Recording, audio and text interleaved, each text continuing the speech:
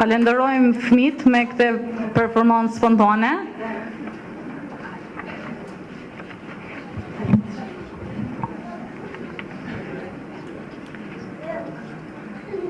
I nderuar drejtor i Save the Children në Kosovë, zoti Ahmet Kryzio, i nderuar udhëheqësi e divizionit për shëndetin e nënës dhe fëmijët në Ministrinë e Shëndetësisë, zonja Merita Vuthaj, i nderuar drejtori i Institutit Pedagogjik të Kosovës, zoti Nezir Çoçaj, i nderuar zëvendës shefe e bashkëpunimit të zyrës së BE-s në Kosovë, zonja Helen Franske, i nderuar zëvendës shef i UNICEF-it në Kosovë, zoti James Mugaju, e nderuar zonja Marina Castaneti nga komuna Reggio Emilia në Itali, e nderuar profesor Jan Joseph Peters nga Belgjika, e nderuar zonja Liliana nga Byroja për Zhvillim e Arsimit në Maqedoninë e Veriut, e nderuar zoti Lulzem Ademi nga Universiteti i Shkupit, e nderuar Esion Zgjana, specialist në Institutin e Zhvillimit të Arsimit në Tiranë, e të nderuar Kamburi dhe Brame nga Universiteti i Korçës. Të nderuar profesor, prindër të fëmijëve, edukator, hulumtues dhe të gjithë ju të pranishëm, mirë se keni ardhur në konferencën ndërkombëtare me temën Fuqizimi i kujdesit, zhvillimit dhe edukimit në fëmijërinë e hershme në Kosovë.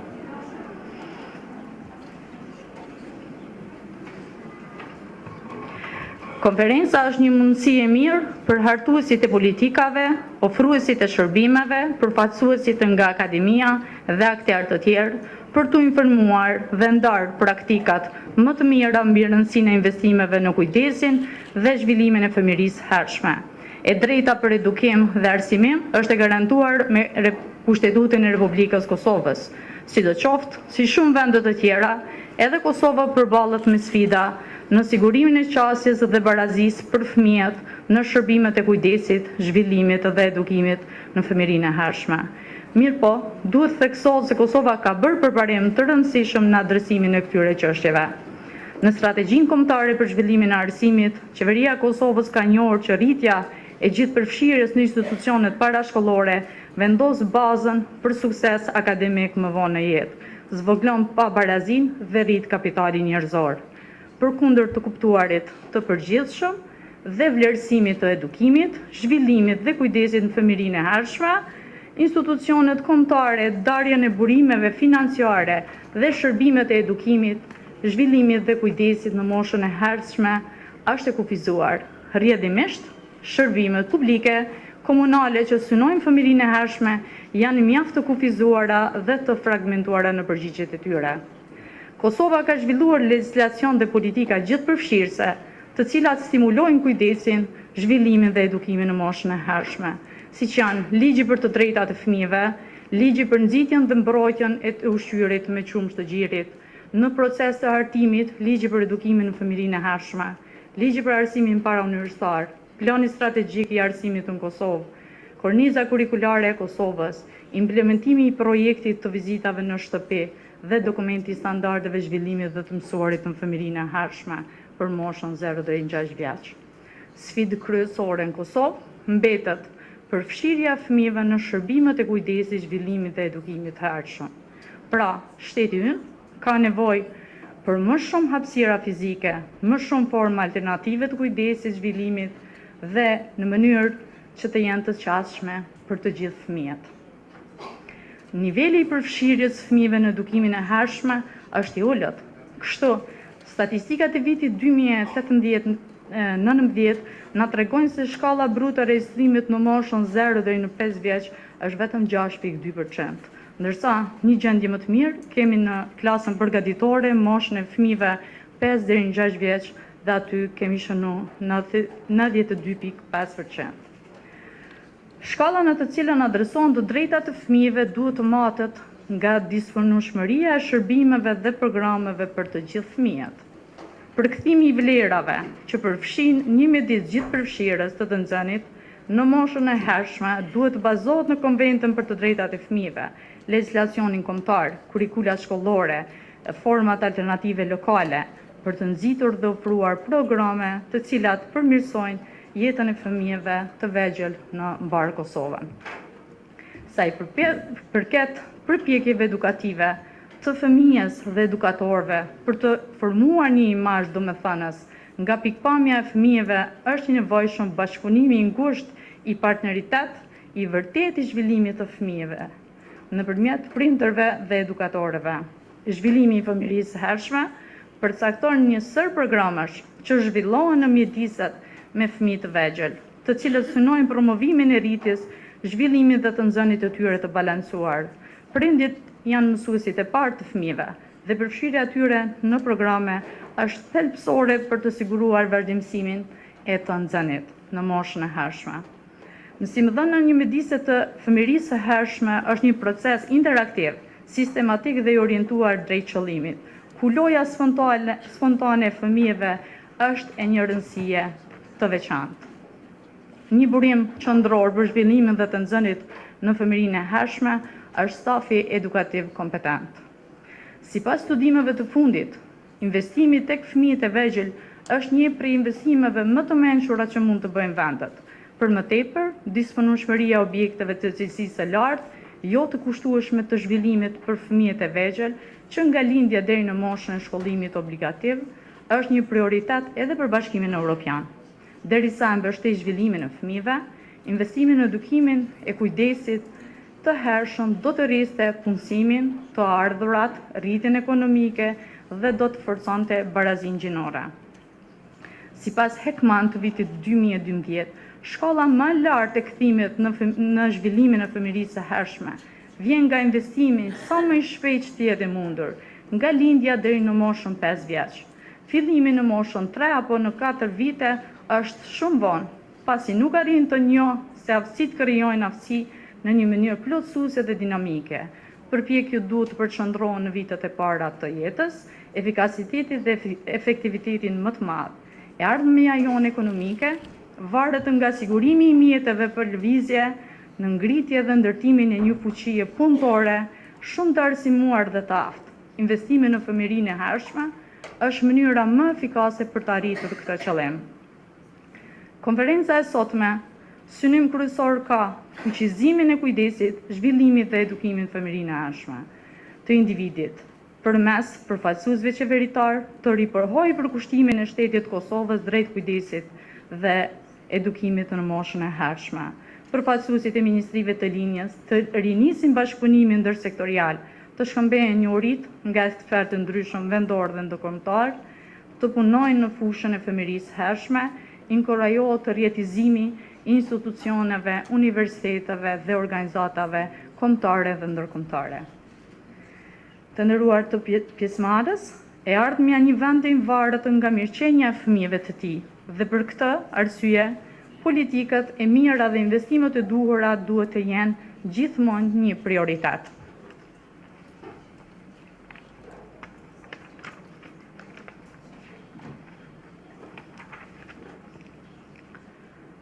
Unë edhe njerë shfrytëzoj rastin të falenderoj panelistët tanë dhe tani është radha që të ftoj një nga një për fjalë rasti në këtë eveniment.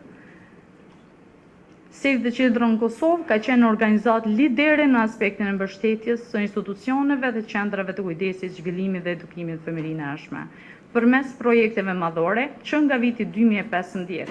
Kjo organizat ka zhvilluar modelin e qendrave me bazë në komunitet, të cilat kanë përmirësuar shërbimet për fëmijët nga grupet e cënuara, duke i përfshirë ata në arsimim në moshën e hershme. Më lejoni të ftoj për një fjalë raste Zotin Ahmet Kryziu, drejtor i Save the Children në Kosovë. Zoti Ahmet, ju mund të prezentoni kudo që ndiheni më lirë.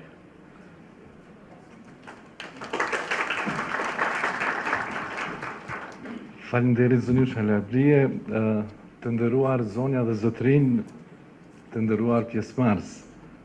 Kam nderin të jam i pranishëm sot këtu me ju dhe të bëj hapjen e konferencës ndërkombëtare mbi fuqizimin e kujdesit, zhvillimit dhe edukimit të fëmijërisë së hershme, që organizohet nga Save the Children në bashkëpunim të ngushtë me Ministrinë e Arsimit, Shkencës dhe Teknologjisë dhe Institutit Pedagogjik të Kosovës, me një qëllim të ndarjes së praktikave të mira ndërmjet hartuesve të politikave, ofruesve të shërbimeve, pjesëtarë nga akademia dhe aktorë të tjerë të rëndësishëm në fushën e edukimit në fëmijërinë e hershme.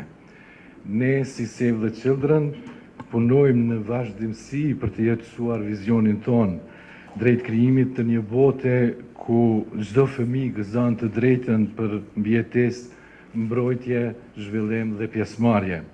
Në kuadër të këtij vizioni, ne si organizat kemi punuar dhe vazhdojmë të punojmë në mbështetjen dhe fuqizimin e kujdesit, zhvillimit dhe edukimit në fëmijërinë e hershme në Kosovë.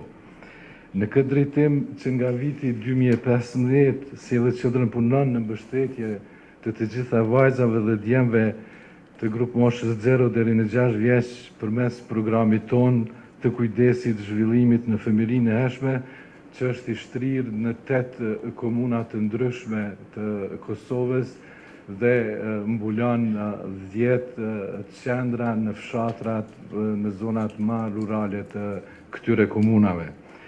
Në saje të partneritetit të suksesshëm që kemi me Ministrinë e Arsimit, Shkencës dhe Teknologjisë, me Ministrinë e Shëndetësisë, Ministrinë e Punës dhe Mirësjelljes Sociale, me Institutin Pedagogjik të Kosovës, qeveritë lokale, do më thënë drejtoritë komunale përkatëse, si dhe agjencionet ndërkombëtare internacionale zhvillimore në Kosovë, si Zyra e Bashkimit Evropian, UNICEF-i, Banka Botërore dhe Caritasi, dhe në saje të financimit të mbështetësve tanë si Save the Children në Itali, ne kemi arritur që gradualisht të arrisim cilësinë dhe dispozicionerinë e shërbimeve të kujdesit zhvillimit në fëmijërinë të hershme.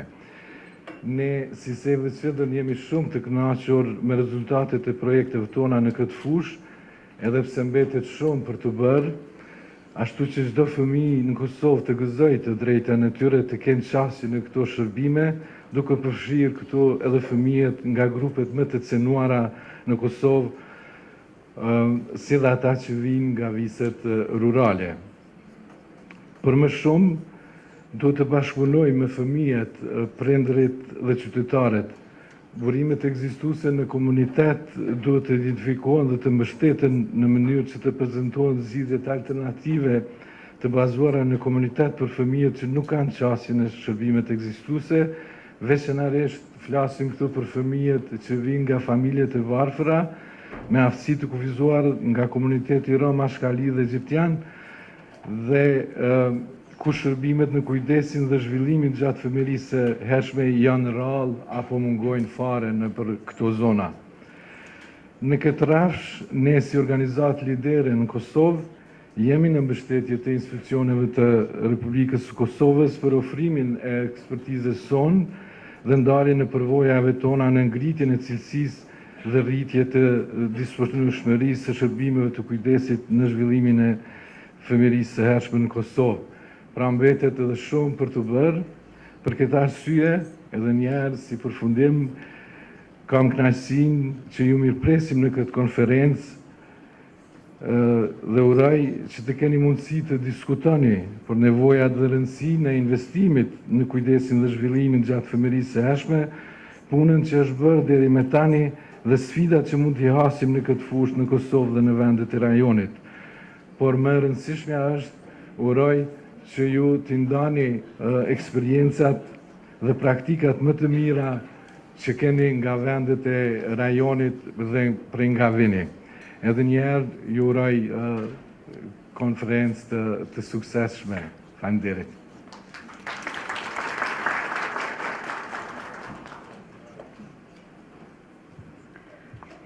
Për të zhvilluar kujdesin, edukimin në moshën e hershme, koordinimi dhe rëndësia e investimit ndërsektorial është rëndësisë e veçantë. Andaj, më lejoni që të ftoj përfaqësues nga Ministritë e Linjës për të marrë fjalën. Siç e keni parë në agjendën tonë, ne kishim vënë edhe ministrat që t'jenë të pranishëm në fjalën e rastit dhe presidentin e Kosovës, por për shkak të agjendës së tyre politike, ata kanë dërguar personat përgjithës që sot të jenë me ne në këtë panel dhe në këto diskutime. Nga Ministria e Shëndetësisë, ftoj për një fjalë rasti Merita Vuthajn, udhëheqëse e divizionit për shëndetjen e nënës dhe fëmijët në Ministrinë e Shëndetësisë. Fjala për ju Merita. Faleminderit Lavëri.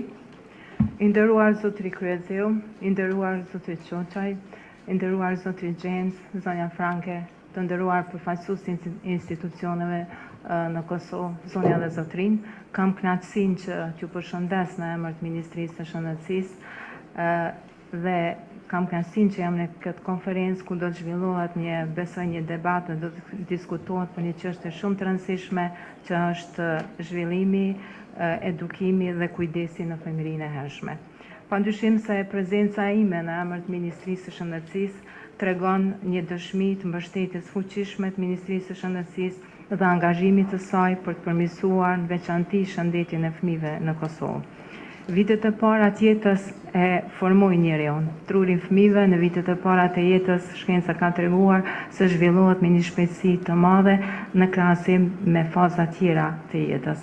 Prandaj, këto vite e përbëjnë edhe bazën e kapacitetit më të vëndshëm të fëmijës për të mësuar, e përbëjnë bazën e sjelljes në shoqëri dhe të personalitetit. Duke ofruar një stimulim të mjaftueshëm fëmijës në këtë fazë, duke ofruar shëndet, duke ofruar mirëqenie, ne do të investojmë që në ai fëmijë të ketë gjasa, të jetë më i suksesshëm në shkollë, të integrohet në komunitetin e tij, të rritet si një qytetar i përgjegjshëm dhe produktiv në shoqërinë tonë. Më rëndësishmja nga gjithë kjo është që edhe prindrit ta dinë këtë fakt edhe personat dhe institucionet dhe personat përgjegjës në institucione shëndetësore dhe të investojnë më shumë në këtë drejtim. Prandaj përkushtimi për shëndetjen e fëmijëve dhe të nënave fillimisht dhe fëmijëve paraqet prioritet Ministrinë e Shëndetësisë dhe këtë ne kemi adresuar në politikat tona si fillim i shëndetshëm i jetës. Fatkeqësisht ky vizion i joni në Kosovë po ballafaqohet me shumë sfida. Ne edhe përkundër faktit që e kemi popullatën më të rinë në Kosovë, natalitetin më të lartë në Kosovë edhe pse ka rënje kohëve të fundit, ne po ballafaqohemi edhe me sfidën që kemi edhe vdekshmërinë më të lartë të foshnjave në Kosovë. Prandaj duhet kemi angazhim më të madh dhe përkushtim më të madh në këtë drejtim. Pavarësisht prej kësaj, investimet nuk mungojnë. Kemi investuar nga programi Bankës Botërore në 2 vite me radhë, një investim shumë të madh me rreth 2 milion euro në të gjitha institucionet që ofrojnë shërbime për nëna dhe fëmijë. Në proces është edhe ndërtimi i spitalit të ri për fëmijë, i cili po besojmë që do të përfundohet vitin e ardhshëm. Nuk mjaftojnë vetëm këto investime në infrastrukturë, por ne po ngrisim kapacitetet profesionale të profesionistëve që ofrojnë shërbime shëndetësore, sidomos për fëmijët. Janë mbajtur shumë trajnime, janë mbajtur edhe trajnimet përbashkëta e ato që dua ta theksoj është edhe integrimi ndërinstitucional dhe bashkëpunimi ndërinstitucional, sepse nuk mjafton vetëm investimi në shëndet, por investimi duhet të jetë i përbashkët edhe me institucione tjera. Si shembull pozitiv të investimit të mirë, duhet të përmendi inicimin e vizitave në shtëpi që po bëhen në për komunat tona dhe deri më tani 22 komuna i ofrojnë shërbime shëndetësore këto vizita në shtëpi. Dhe deri më tani janë trajnuar më së 600 punëtorë shëndetësor që ofrojnë këto vizita. Kemi tendencë të zgjerimit të këtyre vizitave në të gjitha komunat. Ajo që bën shembull të mirë organizimin e vizitave në shtëpi është se është një qasje integruar, sepse në trajnime nuk marrin pjesë vetëm profesionistë shëndetësor, por marrin pjesë edhe punëtorët social, edhe edukatorët në institucionet parashkollore. Besoj që ky shembull i mirë duhet të përcillet edhe me bashkëpunime tjera që shpresoj që do t'i kemi në të ardhmen. E tillë është edhe hartimi i menyve për institucionet të parashkollore që besoj që shumë shpejt do t'i kemi këto meny të hartura në bashkëpunim ndërinstitucional ku merr pjesë edhe Ministria e Arsimit dhe Ministria e Punës dhe Mirëqenies Sociale. Besoj që kjo konferencë është një mundësi e mirë që ne të koordinohemi së bashku për shikuar mundësit për investime më të mëdha në kujdesin dhe zhvillimin në fëmijërinë e hershme, që edhe fëmijët në Kosovë të gëzojnë të drejtën e tyre për zhvillim fizik, mendor, moral dhe shoqëror. Çdo investim i yni është investim në të ardhmen tonë, sepse jemi shumë sigurt që një shoqëri që ka nëna dhe fëmijë të shëndosh llogaritë se ka dhe një të ardhme të sigurt. Unë ju uroj punë të mbarë dhe sukses e kësaj konference. Faleminderit shumë.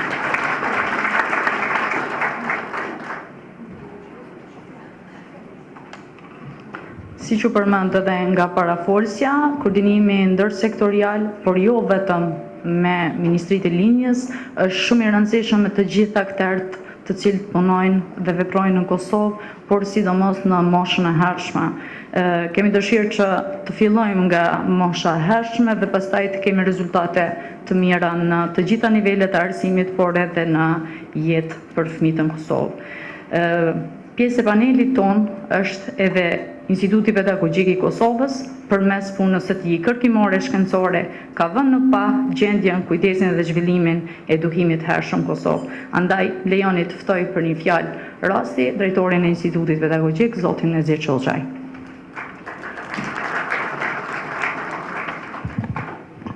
Faleminderit Elabria, të nderuar pranishëm, i nderuar zoti Kryezeu, e nderuara zonja Franke, i nderuar James Ugaju, zanët shefi UNICEF-it, drejtor Bërdynaj, zonja Shamolli, rektor Nimani, ishte apo shkoj studi, si do që tjetë ishte në pranim, profesor Kastaneti, profesor Peters, profesoresha të nderuar pranishëm, kolegë, përfaqësues të sede qendrore nga Tirana. Faleminderit shumë që sot jeni në këtë konferencë. Po ashtu rëndësia e madhe që ka edukimi parashkollor na ka mbledh sot këtu dhe për këtë do të flasin ekspert të fushës të ftuar. Kurse unë do të flas shkurt për Institutin Pedagogjik të Kosovës dhe për atë se çfarë ka bërë Instituti Pedagogjik i Kosovës për edukimin parashkollor. Instituti Pedagogjik i Kosovës është institucion i pavarur publik, i cili karakterizohet nga përpjekjet për të ofruar hulumtime, kërkime shkencore dhe shërbime të tjera profesionale që i kontribuojnë drejt për drejt zhvillimit të arsimit, si edhe për të vënë ato në shfrytëzim të institucioneve edukativo-arsimore në Kosovë. Lidhur me këtë, IPK ka për synim përmirësimin dhe zhvillimin e vazhdueshëm të cilësisë së arsimit në vend, duke ngritur atë në nivel më bashkëkohor, të integruar dhe të krahasuar me standardet arsimore të vendeve të tjera. Duke marrë parasysh kontekstin e zhvillimit në arsim dhe ndryshimet që duam t'i shohim në procesin e zhvillimit të arsimit, Instituti Pedagogjik ka këtë vizion, të jetë udhëheqës për hulumtime dhe mbështetje profesionale në sektorin e arsimit dhe referues për zhvillimin dhe reformimin e sistemit arsimor në Kosovë.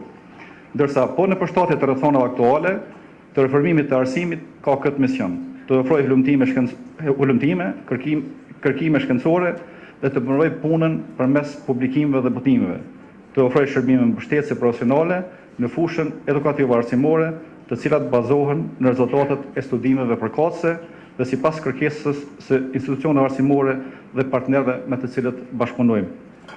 Të nderuar pjesëmarrës të kësaj konference, veprimtaria e institutit është e orientuar në zhvillimin e arsimit nëpërmjet hulumtimeve, analizave, krahasimeve, vlerësimeve, mbështetjes profesionale, duke përfshirë aspektin pedagogjik, aspektin didaktiko-metodik, zbatimin e metodologjive dhe praktikave të reja. Ekspertizës në zhvillimin e dokumenteve, programeve, politikave arsimore, organizimit të turezave, konferencave dhe debateve me aktorë relevant. Hartimin e doracakëve, udhëzuesve manualeve për edukatorë, mësimdhënës dhe drejtues të shkollave, ofrimin e trajnimeve me programe të ndryshme, publikimin në revistën Kërkime Pedagogjike, pra që është një revistë e Institutit Pedagogjik, monografi, botime të veçanta, materiale të ndryshme e tjerë.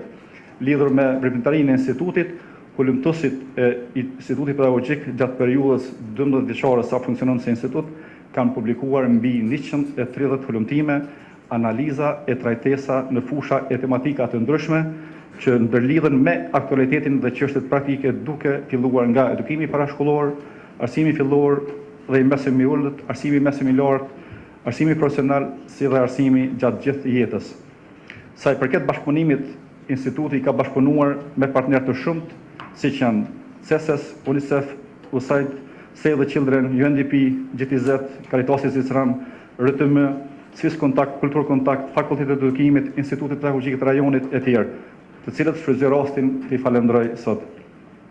Në frymën e bashkëpunimit me partner, ne jemi pjesë e organizimit të kësaj konference, kaq të rëndësishme dhe në vend do të paraqes hulumtimet që Instituti Pedagogjik I ka bërë për edukimin në fëmijërinë e hershme.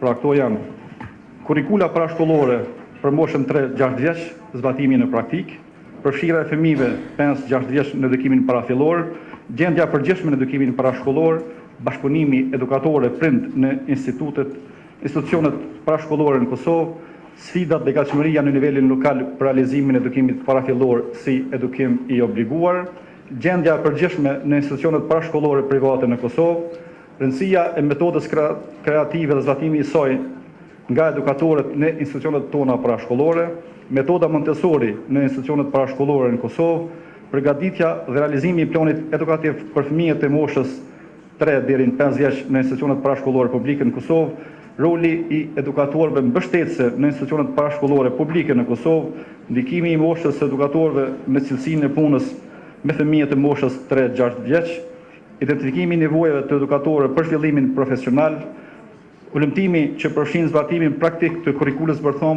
për klasën përgatitore, I cili do të prezantohet gjatë kësaj konference. Pra po shihet që është një numër I konsiderueshëm I ulëmtimeve që kanë të bëjnë me edukimin parashkollor. Mirë po më lëni që në fund fare duke uruar për mbarvajtjen e kësaj konference, më lëni të falenderoj juve për pjesëmarrje, kolegët nga Serë dhe Qeldeni, Moshtja dhe IPK-ja për punën që kanë bërë rreth organizimit të kësaj konference. Sjellët të shpreh gatishmërinë e institutit për bashkëpunime të ngjashme me qëllim të ngritjes së cilësisë së arsimit në Kosovë. I falenderoj.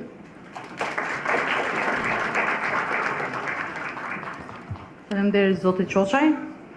Edukimi në fëmijërinë e hershme është bërë pjesë e programit për reforma ekonomike të vitit 2020-2022 në fushën e arsimit dhe shkathësisë si masë e re për progreset dhe raportim. Andaj, më lejoni të ftoj për fjalë rasti zonjën Hillen Franke, zëvendëshefe zyrës së BE-s në Kosovë. Faleminderit që jeni sot me ne, fjala për ju.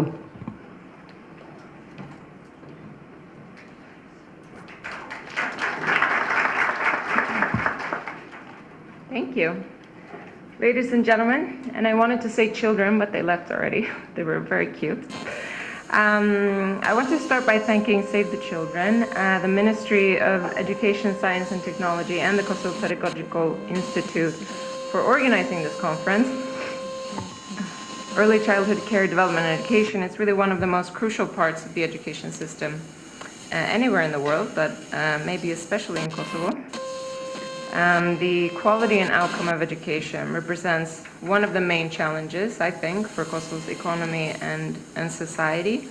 The alarm bells have been multiple so far, difficult to overlook. PISA 2015 results is the most sort of internationally known example, where Kosovo, of course, was almost at the bottom of the countries included, certainly at the bottom in Europe. I really hope we can see some difference when the new results of PISA 2018 comes out on the 3rd of December. The reason early childhood development is so important, we've heard a lot of reasons so far. It really covers the most formative years in all of our lives, I think, set the foundation for lifelong development and learning patterns later on in life. A high quality early childhood education and care is really a prerequisite for learning, of course, but also social integration, personal development, and employability. As we know, there's a huge skills gap in Kosovo. What's produced in the education system doesn't match with the skills that are needed in the labor market.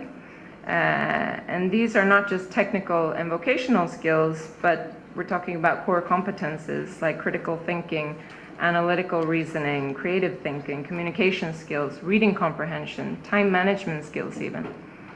And these foundational skills are taught from a very young age. And really the earlier a society invests in education, the larger the impact on the economy.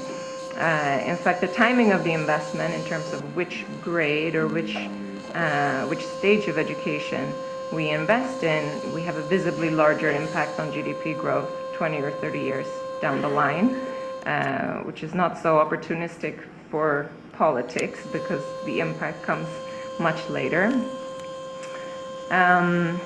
But what I want to say is that the best that we can do as a society for our future economic growth and welfare as a society is really to invest in the very earliest years of care and education. But of course, it's not only important because it lays the foundation of the child's learning later on, but the provision of early childhood care and education is absolutely key to increasing the participation of women in the labor market. As you know, I think the current rate of activity of women in Kosovo is 18%, which is extremely low.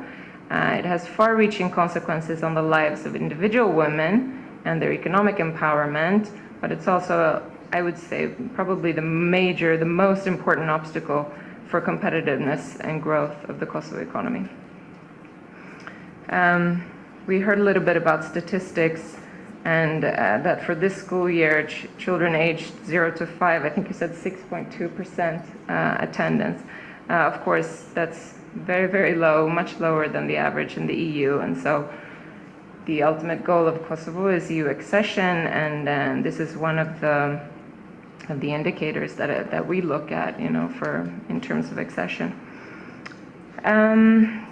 So early childhood education and care have received less attention, I think, so far compared to later years of education by both the government but also by the EU. We have supported this sector, but mostly by building kindergartens. So we built 4 kindergartens until now, and 6 more are planned to start being built next year in 2020. But we would like to expand our support to early childhood education beyond infrastructure. Education overall is, of course, a major priority for our assistance. Under the instrument for pre-accession, our IPA, we've supported projects worth over 81 million euros since 2007. But our support has focused more on the later years, so compulsory education, vocational education and training, and higher education. But we really see the importance of the potential of giving support in these earlier years. And we think that the Kosovo Education Strategic Plan sets some important priorities to support also this level of education in Kosovo. And so my hope is that the next government, once it's formed, will focus on the implementation of this plan, which has been lagging behind so far, and hopefully will request our support to do so. So until then, though, I'm very happy to be here today and to listen to the presentation. So I wish you a very good conference. Thank you.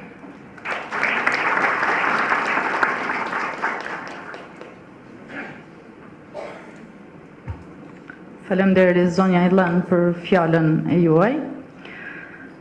Zyra UNICEF-it në Kosovë në vazhdimsi ka mbështetur kujdesin, zhvillimin dhe edukimin në fëmijërinë e hershme përmes mbështetjes profesionale, asaj ligjore, mbështetjes formave alternative për gjithëpërfshirjen e kësaj moshe, implementimin e projekteve që mbështesin mirëritjen e fëmijëve. Andaj më lejoni që për fjalë rastit të ftoj zëvendës shefin e zyrës së UNICEF-it në Kosovë, zotin James Mugaju.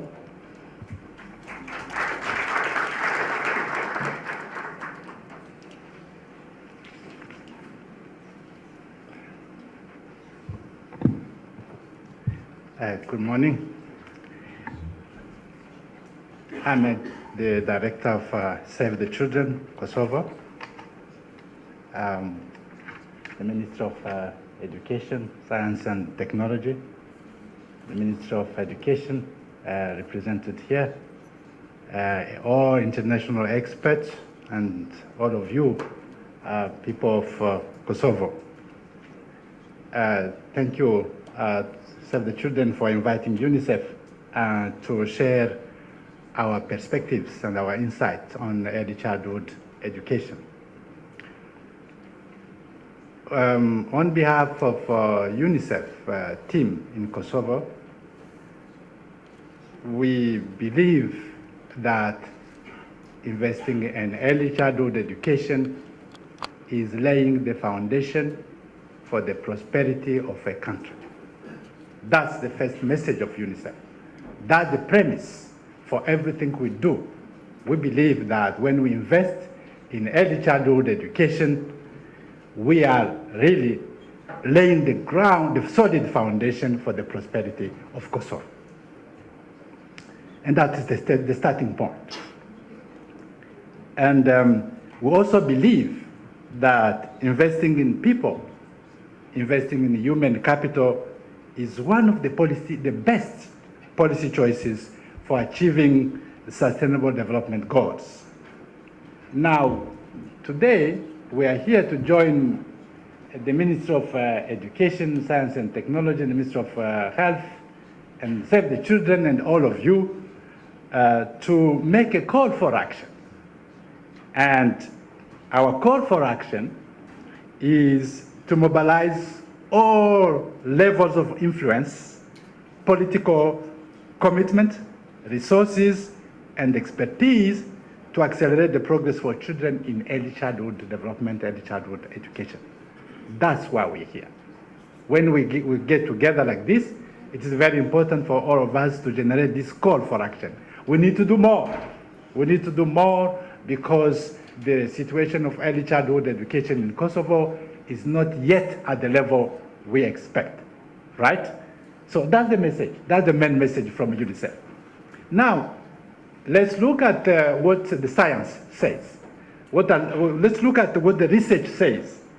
The research evidence shows that investing in early childhood education, early childhood development, can lead to measurable and tangible, sustainable learning and health outcomes, as guaranteed by Article 28 of the Convention on the Right of the Child. That's what the evidence says, the research evidence says. Economists of the World Bank have emphasized the need to invest in early childhood development interventions as one of the most cost-effective ways to achieve sustainable economic growth with high rates of return in terms of productivity. So there is evidence that when we do more in early childhood education, we're actually contributing to increase the productivity. We're actually contributing to the prosperity of Kosovo. Right, that's the message. So let's do more. As we get together, let's always explore ways, different ways to do more for children, for children of Kosovo. Now, let's look at the situation in Kosovo. As UNICEF, our main goal, together with our partners like Save the Children and others, of course, under the leadership of the Minister of Education, Science and Technology, and in collaboration with the Minister of Health. What is our goal? Our goal is to make sure that more young children, including the most marginalized ones, are physically healthy, mentally alert, emotionally sound, and ready to start school. That's our goal. Now, how do we do that? How do we contribute to achieve that goal? We have been proposing for years now in Kosovo a differentiated approach to this issue for different age groups of children and their cognitive capacities. We are a group of 0 to 3 years and a group of 3 to 6 years. For each of these age groups, we have a set of interventions we are proposing to the Minister of Education and the Minister of Health. For instance, for the group of 0 to 3 years, we are implementing what we call home visiting under the leadership of the Minister of Health. There is a package of interventions which includes early childhood development. The Minister of Health is fully aware of that. Many of you are fully aware of the home visiting program. So this package is attempting to improve the situation of the children of 0 to 3 years old. That's the first group.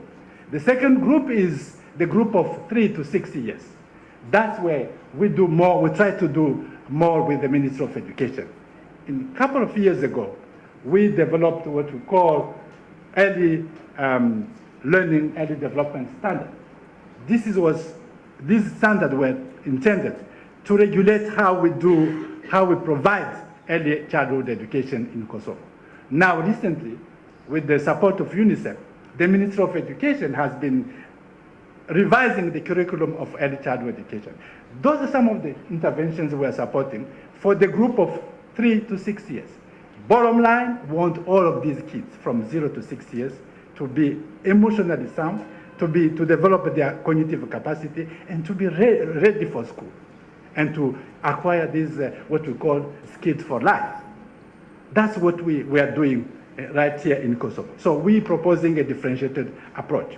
Now, the other group we are supporting is the social inclusion from early start. We do work with families. We're using home visiting, we're using community-based approaches to support early identification and detection of children with developmental difficulties.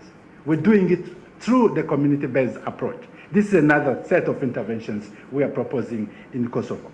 If we continue to do this consistently, if we continue to reach more young children, we will definitely improve the situation of early childhood development in Kosovo.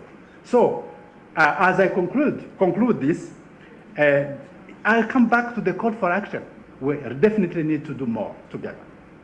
As we continue to strengthen our collaboration, as we continue to implement these proven interventions, we definitely ensure that every young child is ready, is developing their cognitive capacities, they are developing their life skills, and they are ready to become productive members of the society in Kosovo. Thank you so much. We wish this conference success. Thank you.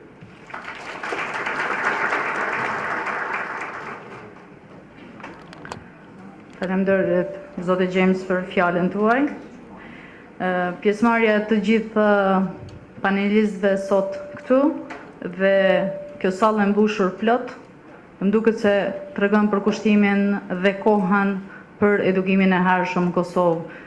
Siç është potencuar tashmë në të gjitha hulumtimet shkencore, investimi në moshën sa më të hershme na siguron dhe na garanton që ne do të kemi fëmijë të gatshëm për arsimin fillor, fëmijë të gatshëm për shkollë dhe fëmijë të gatshëm për jetë. Tani do të shfaqet një video animacion i cili titullohet Thesar për tërë jetën. Të gjithë familjet duhet të kemi fillim të mbarë në jetë dhe të gëzojmë kujdesin e familjes dhe të shoqërisë. Pjesa më e madhe e shkatësive jetësore mësohen brenda 5 viteve të para të jetës. Fëmijët kanë nevojë të luajnë dhe të shoqërohen që të ndihen pjesë aktive e komunitetit.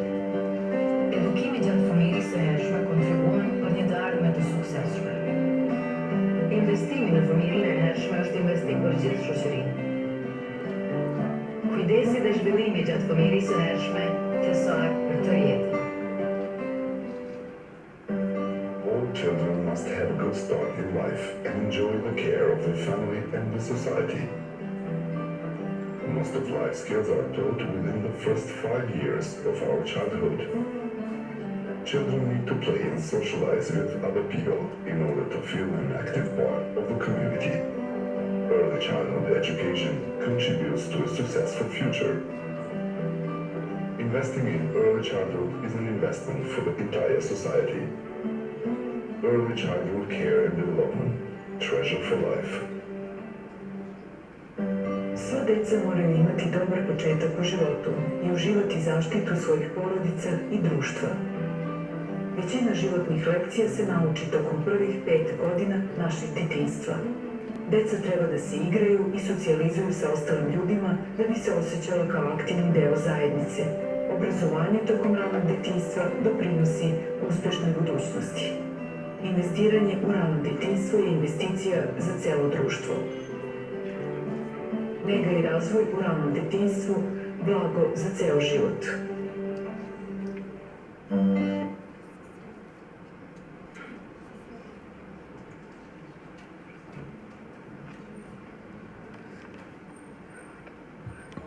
Unë falenderoj panelistët për të pas më të lehtë ndihmimin e prezantimit të sesionit plenar tani, ata mund të akomodohen në vendet e parapashme dhe të vazhdojmë me sesionin plenar. Të nderuar pjesëmarrës, në sesion plenar kam nderin të prezantoj profesor Dr. Jan Joseph Peters nga Universiteti Klent në Belgjik. Profesori i nderuar ka një background të gjerë në fushën e edukimit, është autori i 2 librave nga profesionalizmi, një në anglisht dhe në Zelandën e Re, Francë, Angli dhe Danimark, ndërtimi i profesionit të ri dhe një në hollandisht mbi profesionalizmin e një perspektive ndërkombëtare. Ai ka një përvojë të gjerë në bërjen e filmave didaktik, shumë gjuhësor dhe materialeve didaktike në fëmijërinë e hershme. Për më tepër, profesori Jan ka 21 vjet përvojë në kërkime, ndërsa këto vitet e para ishin përqendruar vetëm në projektet e kërkimit të veprimit. 13 vitet e fundit ishin përqendruar në kërkime të orientuar nga politikbërja. Profesor Jan Peters ishte i angazhuar të punojë edhe në rajonin tonë, i angazhuar nga UNICEF-i në Zhenevë, i cili drejtoi një projekt për rritjen e cilësisë së shërbimeve në moshën e hershme, i cili përfshiu Shqipërinë, Malin e Zi, Bosnjën dhe Hercegovinën dhe Kosovën. Ky projekt u realizua gjatë vitit 2014-2016. Unë kam shkput vetëm një pjesë nga CV-ja e bujshme e profesorit tonë të nderuar, andaj më lejoni të ftoj për prezantimin e radhës, i cili do të na flas mbi rëndësinë e zhvillimit fizik, gjuhësor, njohës dhe socio-emocional për fëmijërinë e hershme. Profesor, fjala për ju.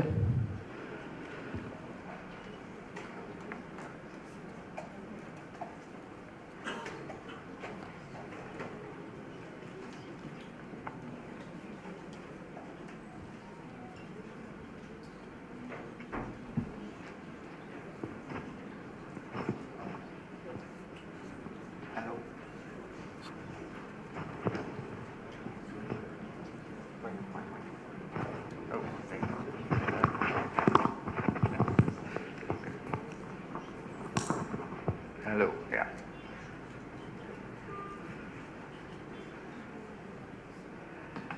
I'm very happy to be here in Kosovo. I was here a couple of years ago for a mission for UNICEF.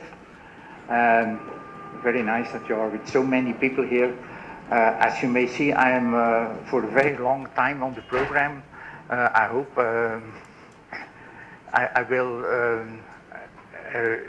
will have your attention for that time, but I can tell you that in the next session, after the break, we will do it more in an interactive way, and in the first session I will speak more about research and about the impact of quality early childhood education on children.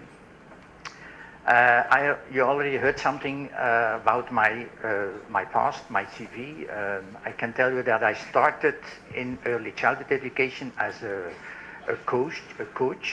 So I had first practical experience, then I started to get in research, and the last years we did some research for the European Commission. We did some research for the European Commission, and the things I will tell you today will be mostly coming out of that research.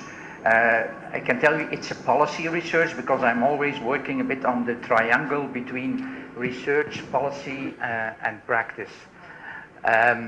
So we did some research on the impact of early childhood education, the role that early childhood education plays on preventing early school leaving. So it means which kind of things that you learn in early childhood education continues on the later age of the children, and I will tell you more about that, about the research we found about that topic. And also, the last years I was involved in UNICEF projects in the Balkan region here in the area. So I did some analysis of the quality of the early childhood system in different Balkan countries, and I also will talk about it this afternoon about that. There is of course a lot of research on early childhood education, and I will try to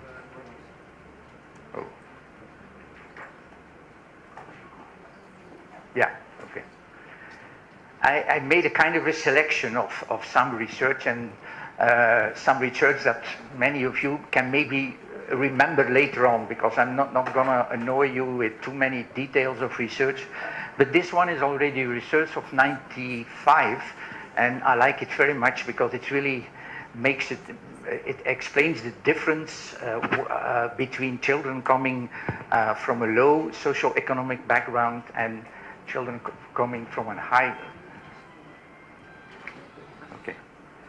from a high socioeconomic background. And you see here how the difference between the children is really a lot. The number of words that a child of 3 years of age knows, and you see when they are coming from a middle class or from a middle class family, a child knows around 1,200 words when he is 3 years of age, and a child from a poor background knows around 300. So it's really amazing the difference that there is, and you will see it in a lot of research that the main thing that we can always say, even if early childhood education can do fantastic things for children, you will always see in research, and it's a bit disappointing as a researcher, I must say, that the family is the most important in the development in the child, and what we can do with early childhood education.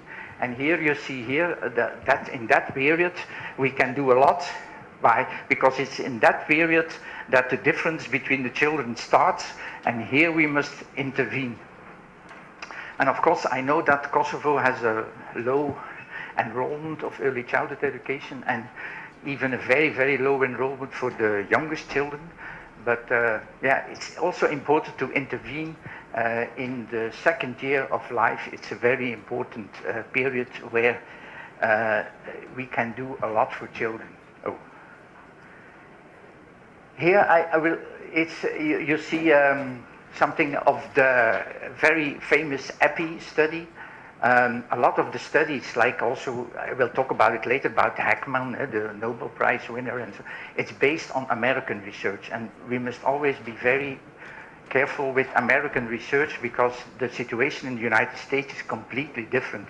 In the United States you have, on the one hand, you have very high quality centers, and on the other hand you have very poor centers.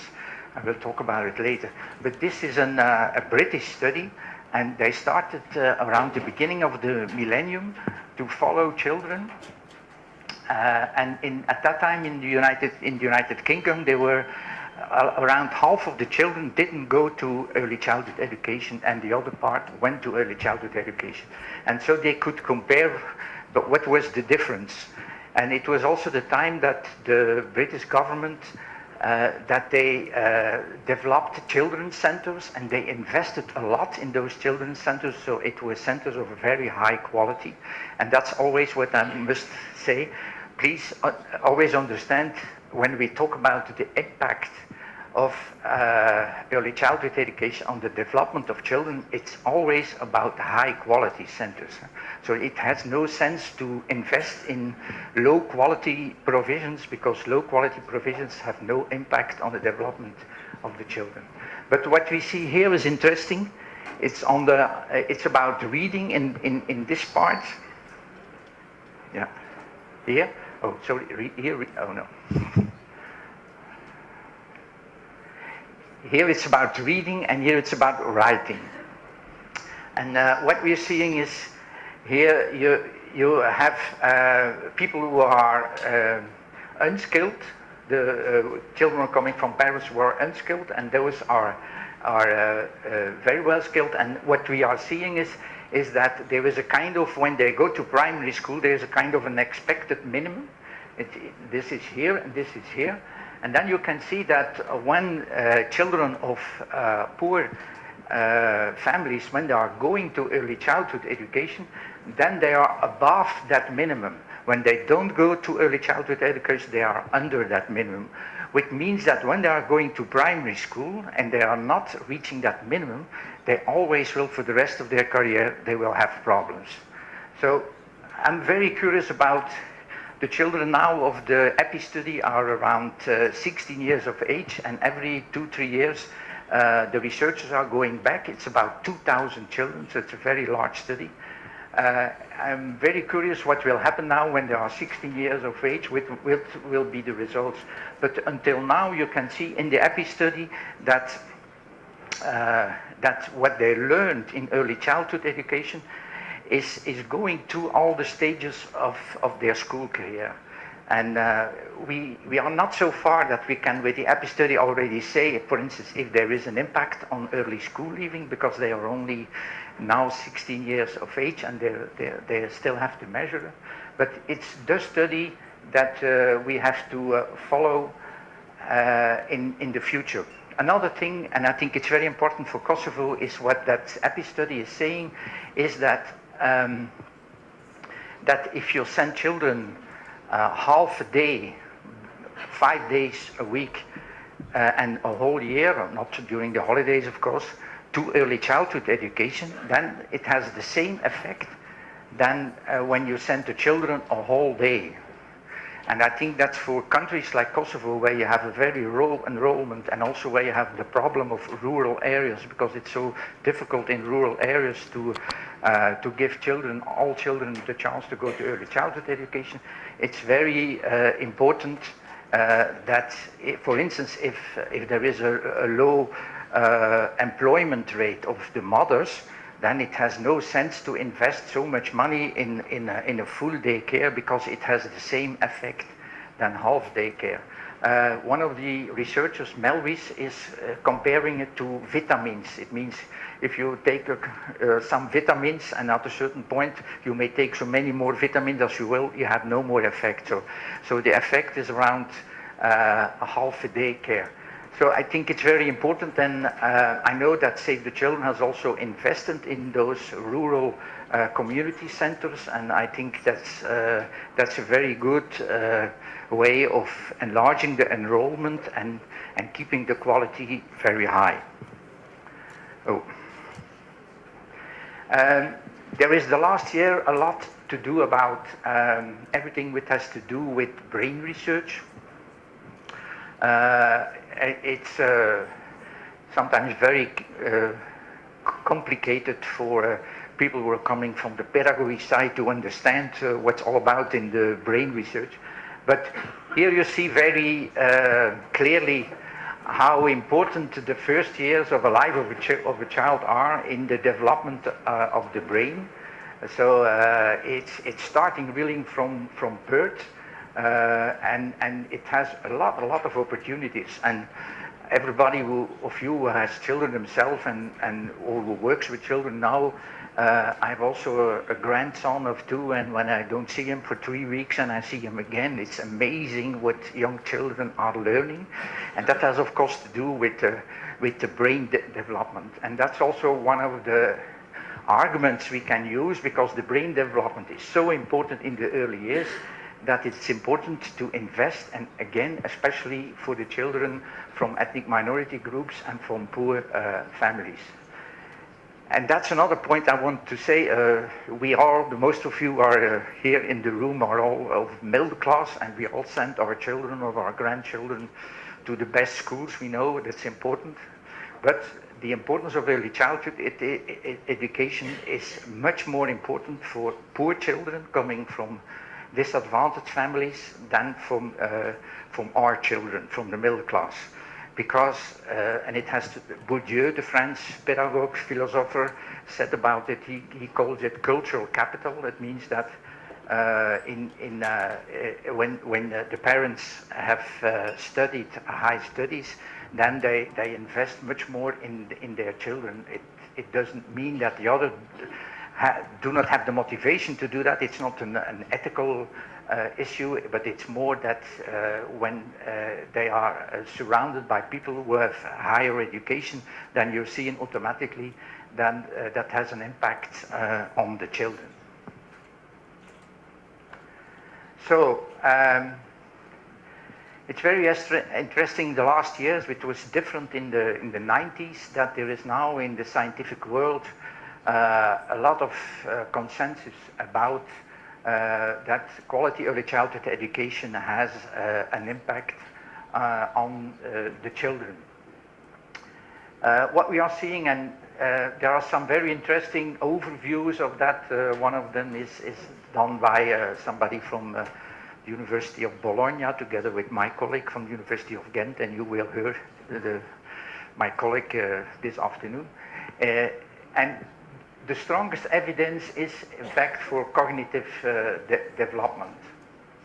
But what we also see is that the social competences that the children are developing in the early years are also very important, and we will see it later when we talk about early school leaving. That you see that what the early school leavers are lacking are competences that you normally learn in early childhood education. And I think about how important it is that you learn to work together with the other children, that you learn to listen to a teacher, that you make friends. It's all very important socially and emotionally attitudes.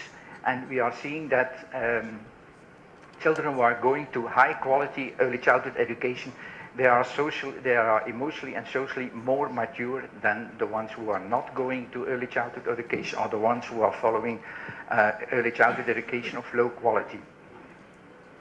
And then very important for policymakers is that there is a significant positive effect of early childhood education on school readiness. School readiness is a very important issue for early childhood education. I will talk about it in the second session. But we must be very careful with that issue of school readiness, because early childhood education must in fact prepare the children for school, but it's not the only thing that they have to do, and we have to be very careful not to go in a schoolification process, though, that we make early childhood education. I've done a lot of visits to schools, and in a lot of countries you are seeing that they are using early childhood education to discipline children, so that when they go to primary school, that they fit in the whole system of primary school. Of course, if you put them in such a system, and if you discipline them all the time, and if they may not talk to each other, they have to do all the things that the teacher are doing, then of course there are very few possibilities for learning.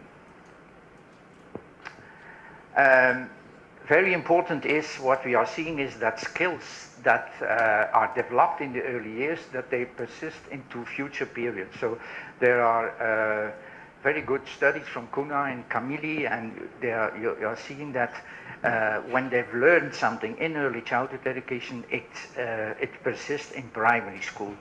It's still too early to say if it persists also in secondary school. It's also very complicated to measure that, because there are so many other factors that made it. But in primary school there is a lot of evidence that the children are really that what they have learned in the early years, that it persists in future years. Exposure to high quality education in the early years leads to better developmental outcomes. If you are interested as a researcher in it, so that are very interesting American researchers, Barnett and Shonkov. Shonkov is a guy who is busy with brain development, and they are really they have a lot of evidence that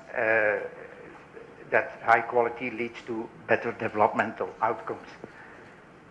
And then another thing is that it has a positive impact on language, that we have found in the study we did for the European Commission in the literature review. And you see here all the, it's not one study, but it's a lot of studies together that are saying there is a positive impact on language development. Reducing grade retention, also very important. That's what we are seeing, that children who are going to quality early childhood education, that they have lesser grade retention, so that they do their primary school in the 6 years, and not that they are doing 7 or 8 years, because we know that grade retention is very demotivating for children. So we must really avoid great retention in the most possible ways. Then it's also reducing risk behavior. The Americans are going very far in that, so they are looking at, for instance, children who have gone to quality early childhood education, and when they are adolescents, is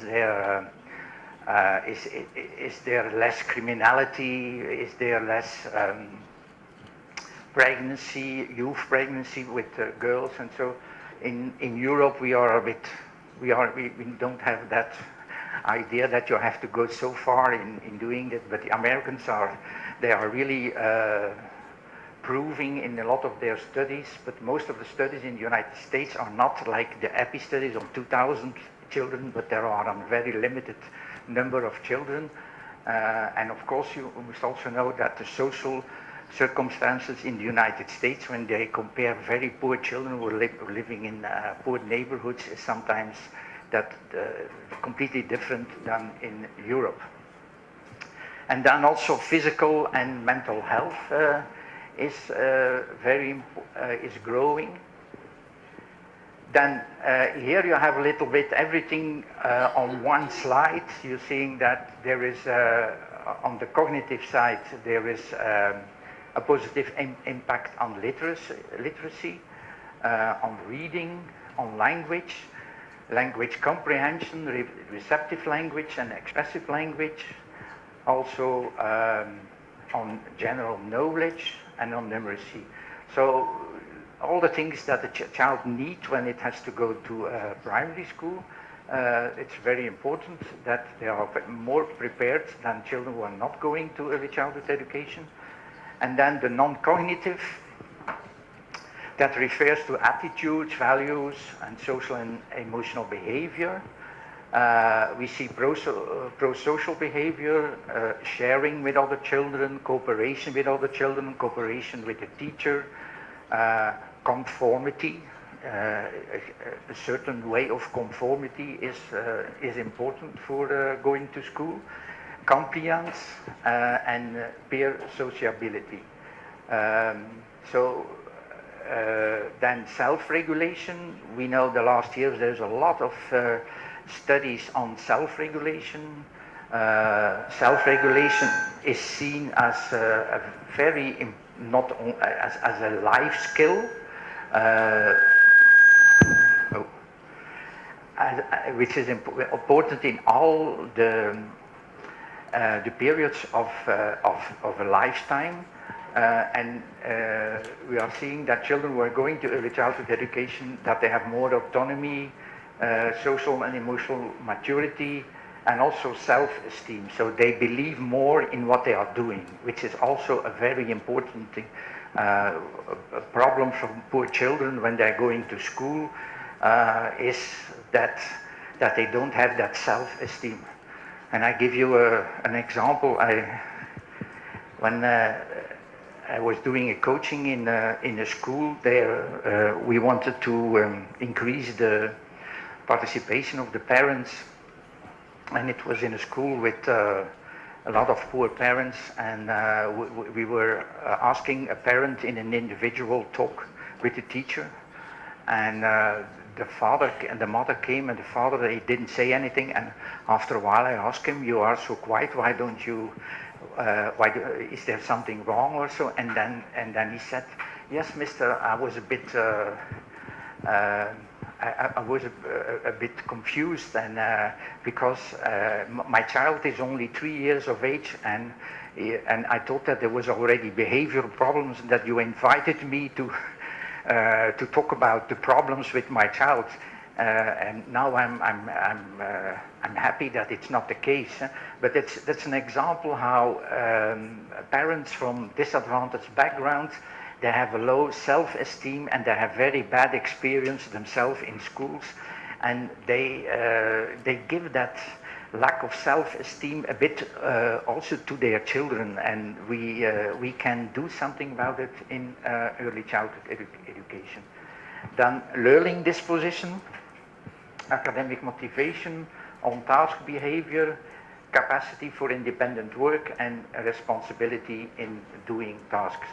So that's important also if we are looking to curricula of early childhood education, that we have a look at those very important cognitive and non-cognitive attitudes, and that we must try to put them in the curriculum of early childhood education. So I already talked about that it's so important that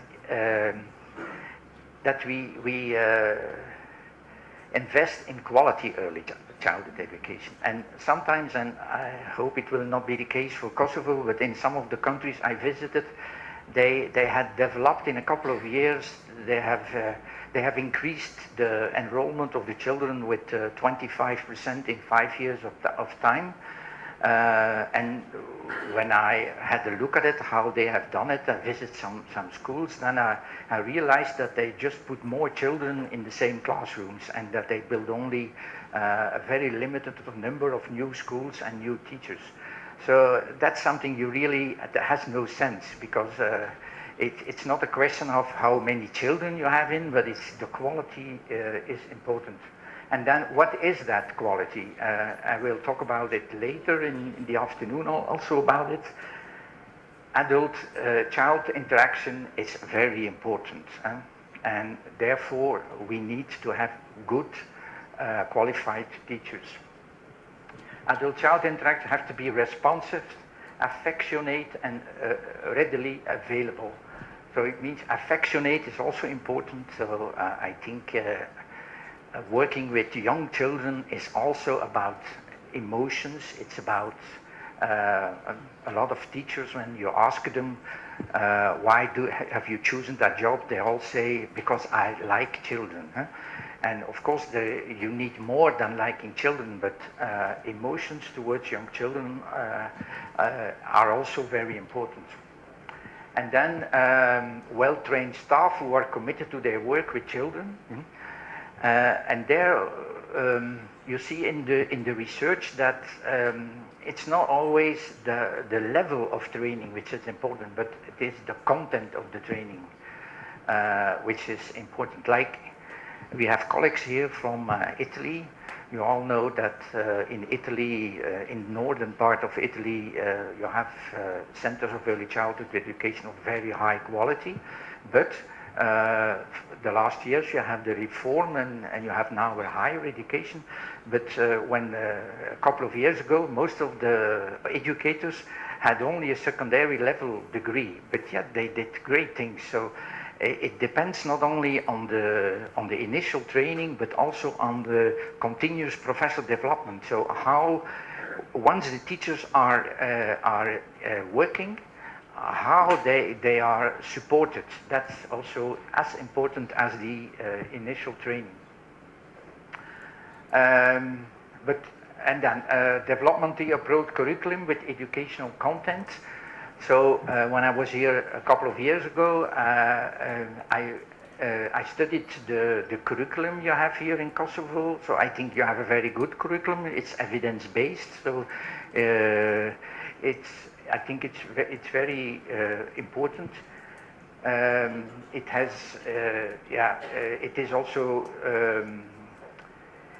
not only by a curriculum may not be only developed by researchers, or it must be developed together with people from practice. That's also very important.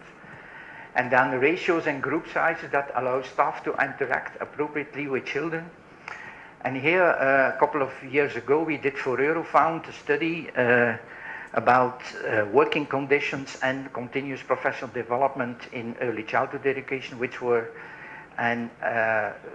were certain that we could prove that you needed a kind of adult-child ratio to have quality early childhood education.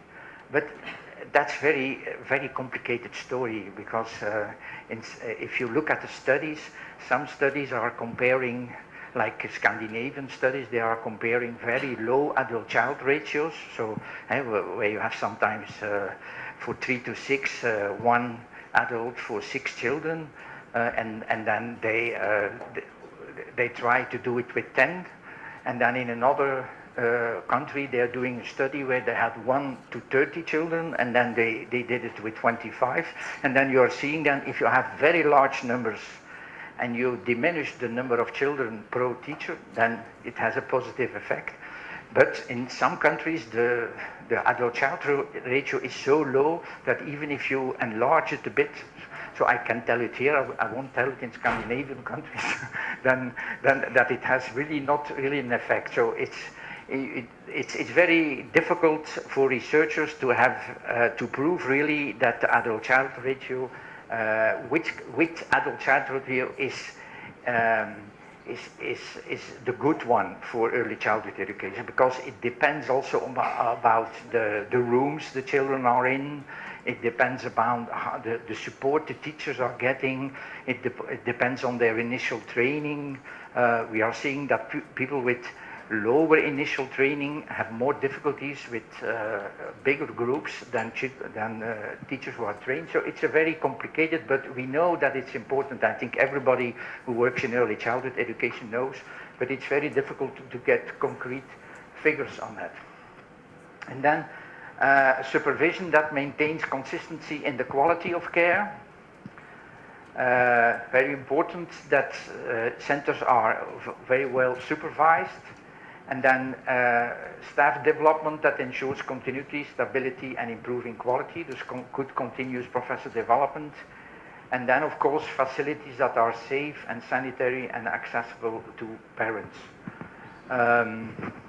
That the last thing is, I think in most of our countries we are in is okay, but we know that, for instance, in low-income countries, it's quite a problem. I visited some centers where there is no water available, so very complicated if you have young children and there is no running water. So in some countries, it's very important. Okay, and what is now the importance of investing in early childhood education and care, development and education? I found it very difficult to pronounce all the words together, early childhood care, development and education. I know that you want to put everything inside this concept, but it's quite long. Here, Espen Andersen, which is a Danish researcher, and he formulated in a very brief way. He said, if the race is already halfway run, even before children begin primary school, then we clearly need to examine what happens in the early years. And you can use this sentence also for children who are going to kindergarten and who are coming from home, who are coming from nurseries. So it's the same. So we must always see that what is happening and what do we need to provide good early childhood education. So why investing in early childhood education? There is like we have seen, a very robust evidence that quality early childhood participation has beneficial effects on all those aspects. And the provision of generalized and equal access to high quality is advocated in order to reduce early school leaving and counter the risk of poverty and social exclusion. And that's something interesting. If you look at the history, for instance, in Europe, in the 90s, Europe was a lot interested in early childhood education because of and to increase the employment of women. And then in the years 2000, it started changing, and we are seeing that they are now investing more for the children. That the children, when they are good, when they have good early childhood education, that they can, that it has more. That it has good opportunities for the children for later on, and that now they are thinking more on later skilled people on the labor market. And so you see how it has been a shift from the the emancipation of women, the employment of women, more to, okay, let's invest now in children so that we have very skilled persons on the labor market later on. And that's also what the famous James Heckman, it's very interesting fact that James Heckman is an economist, it's not a pedagogue, and he used studies of the preschool project in the United States and some other studies. He used it to see what is which investments in on what age has the most return afterwards. And here you're seeing that the return in the early years has much more return to investment in than when it put it later on. While our society has more the idea that we have to invest here when they job training, and so of course it has effect, but it's according to the studies from Heckman, it has more effect in the early years. I must say that those investment thinking is important, because we need to have good skilled people on the labor market. It's very important to develop our economy. But of course, we also must go too far for it, and it's not, that investment thinking may not lead to a kind of schoolification of early childhood education, to say that we that we have to teacher-driven exercises giving to people, like sometimes you hear what's happening in Asian countries, like in South Korea, where the children are really trained from in the beginning. So I think in Europe we have another view of young children, and we think that children learn more to play and to other aspects, and that you don't have to train young children. That has no effect. Here you see that it's the PISA results, so the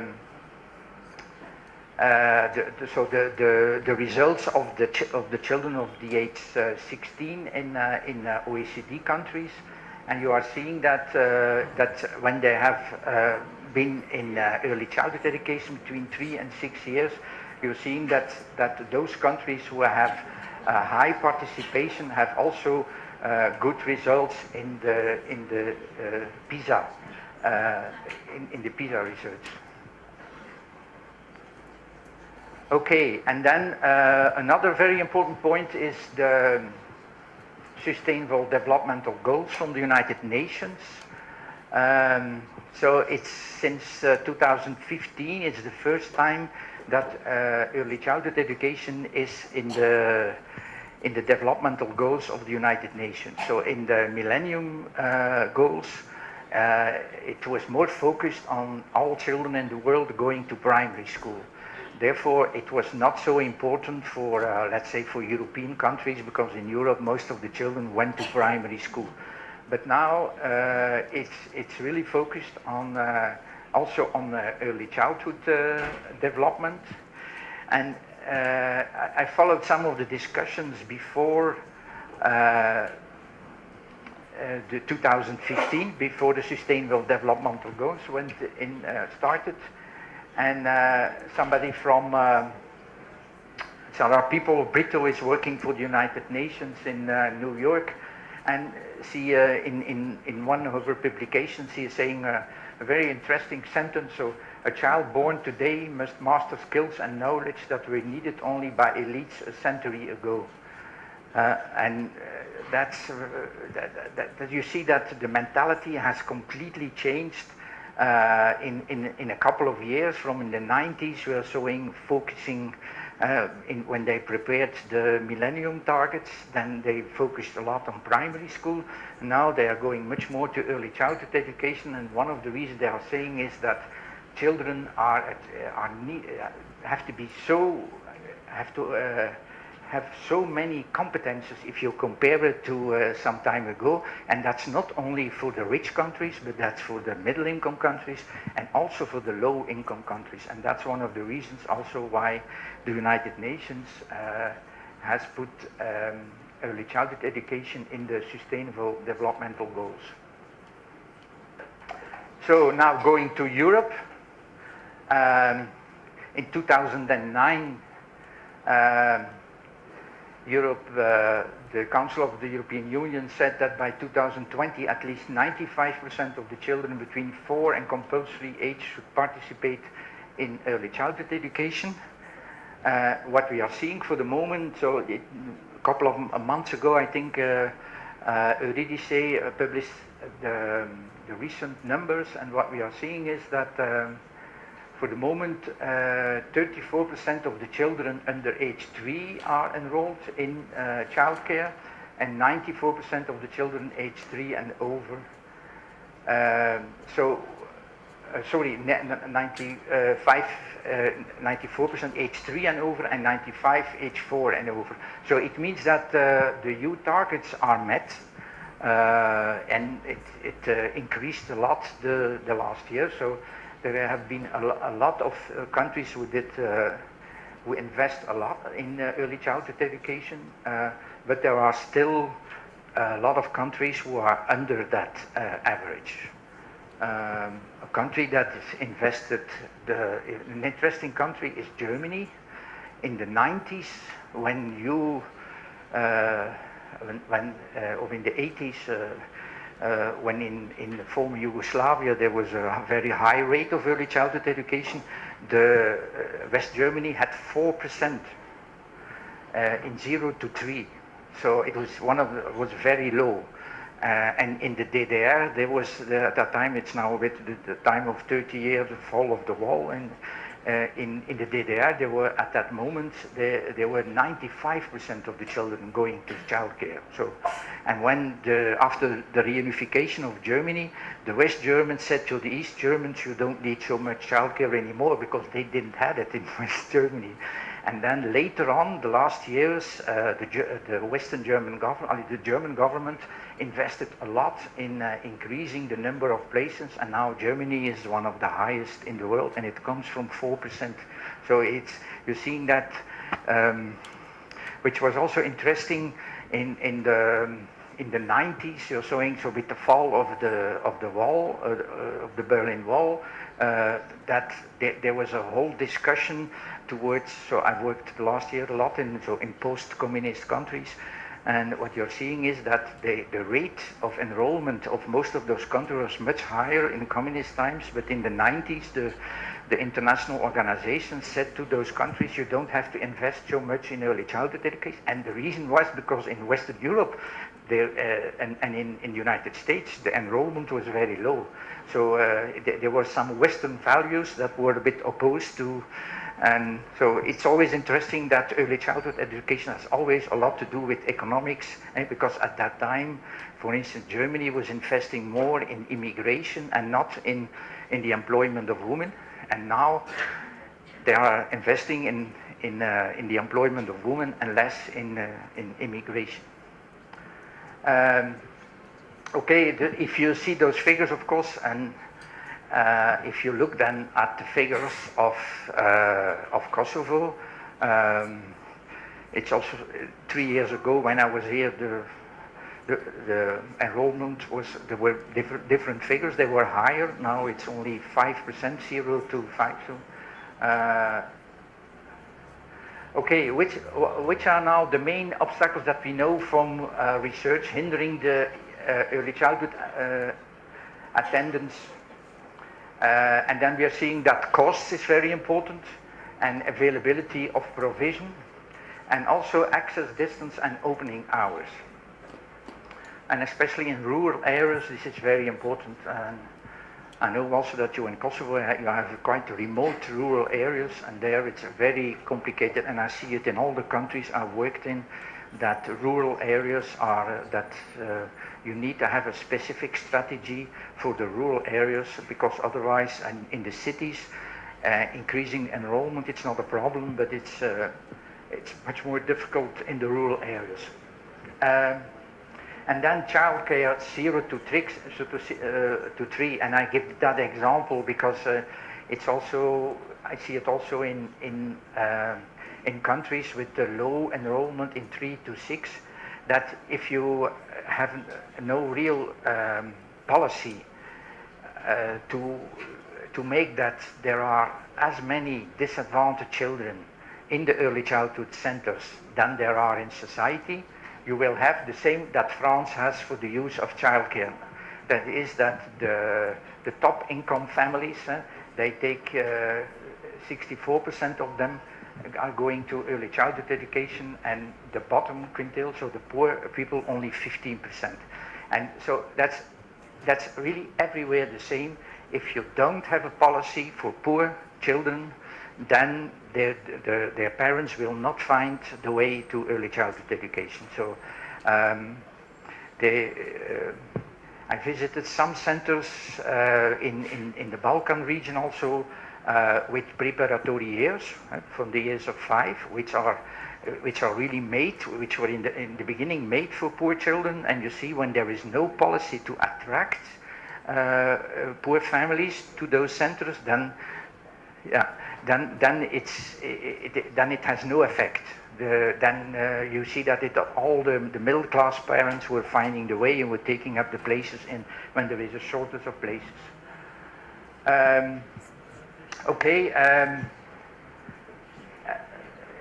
Which is important for the moment is Europe has a very good quality framework, which is also including accessibility in it.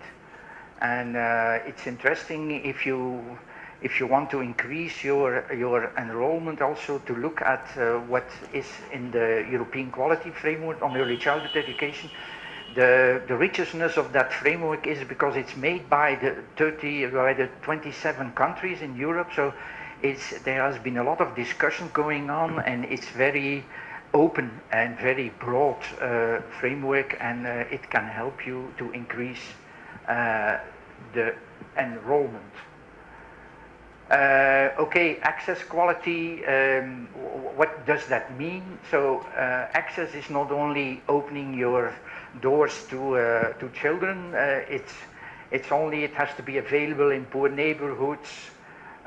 In my own country, for instance, we have done a research for childcare, because all children, 99% of all the children in Belgium are going to kindergarten, but 0 to 3, we are seeing that the childcare centers are built all in the richest part of the cities and not in the poorest part. And again, you have to have a policy to change that.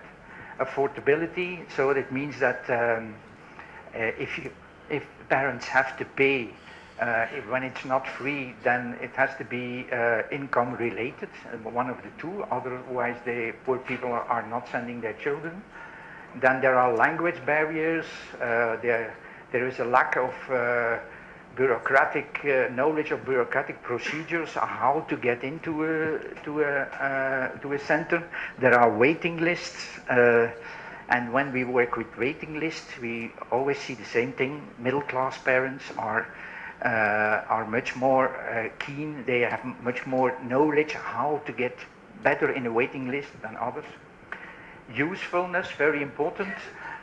Poor parents have to have the feeling that sending their child, and I think also, for instance, we have for the moment in Belgium also a lot of Roma families, and there are here in the region, of course, a lot of Roma. You have to explain to parents what is the usefulness of early childhood education. That's very important, because a lot of parents are not convinced that it's important for their child. So that's very important. And comprehensibility, it means that it has to be in alignment with what parents also are thinking of education. So if you work with ethnic minority groups, it's important that you have that comprehensibility. We still have time this afternoon.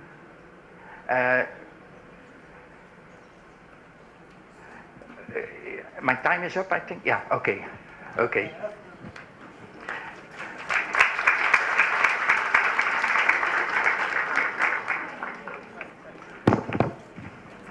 Okay. Faleminderit profesorin për prezantimin e tij shumë të rëndësishëm. Statistikat në Kosovë na tregojnë që ne kemi nevojë të bashkohemi drejt zhvillimit të edukimit, të kujdesit në fëmijërinë e hershme. Edhe një herë më lejoni të falenderoj panelistët për fjalët e tyre dhe zotimin dhe për kushtimin e tyre për t'u bashkuar drejt rëndësisë dhe investimit në këtë moshë edukimi. Unë e di që jeni lodh dhe tani është koha që të pushojmë pak. Në fakt kemi pauzë gjysmë ore nga ora 11:15 deri në 11:45. Salla ku do të mbahet pauza është një kat më poshtë, salla Orion. Faleminderit. Shihemi pastaj me prezantimin e radhës të profesorit.